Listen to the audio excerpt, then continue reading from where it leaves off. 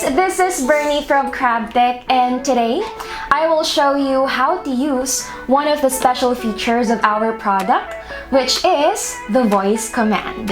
If you are using an Android device, I will guide you how to connect and how to set up using Google Assistant.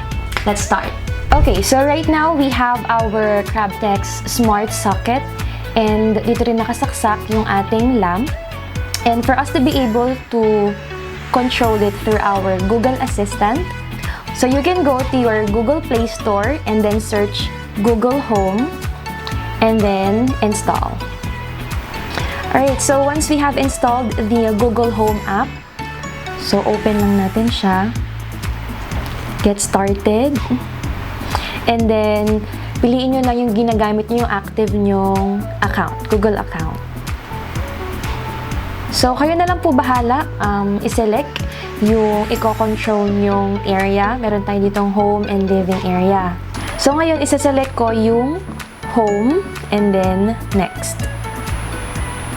Next lang uli. And then allow. And then wait lang natin siya. So, dito mo makikita yung mga appliances na pwede mong i-set up kay Google Home. But for now, kindly hit not now. So right now, as you can see, sabi dito you don't have any rooms yet kasi hindi pa tayo nagli-link ng any account. Click nyo lang yung profile nyo dito sa upper right and then go to Assistant Settings. And then scroll down to Home Control.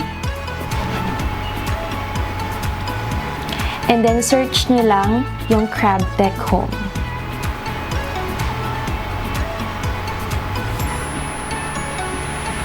So, ito siya. And then, click on link.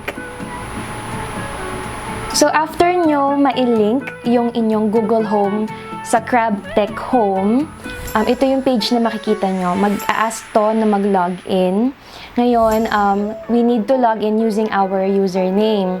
So, kung nag-register kayo using your Facebook account or Google account, hindi siya pwede. So, kailangan mo mag-set up ng sarili mong username and password. So, log in lang kayo using your username and password and then link now.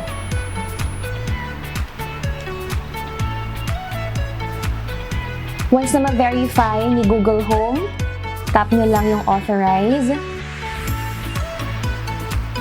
Alright, there you go. So, naka-connect or na-link na natin si Google Home sa ating Crabtek Home application. And then, lalabas dito lahat ng devices na naka-connect sa inyong Google Home. So, naka-connect tayo sa Smart Extension and sa ating Smart Socket. So, itry natin na i-turn off yung ating Smart Socket through the Google Assistant. Smart Socket turn off. Okay, turning off the smart socket. Smart Socket turn on. Sure, turning the smart socket on. Alright, and there you go. Ganun lang siya kadali i-connect sa ating Google Home. Make sure lang na nag-download muna kayo ng Google Home to use Google Assistant voice command ng inyong Android phone.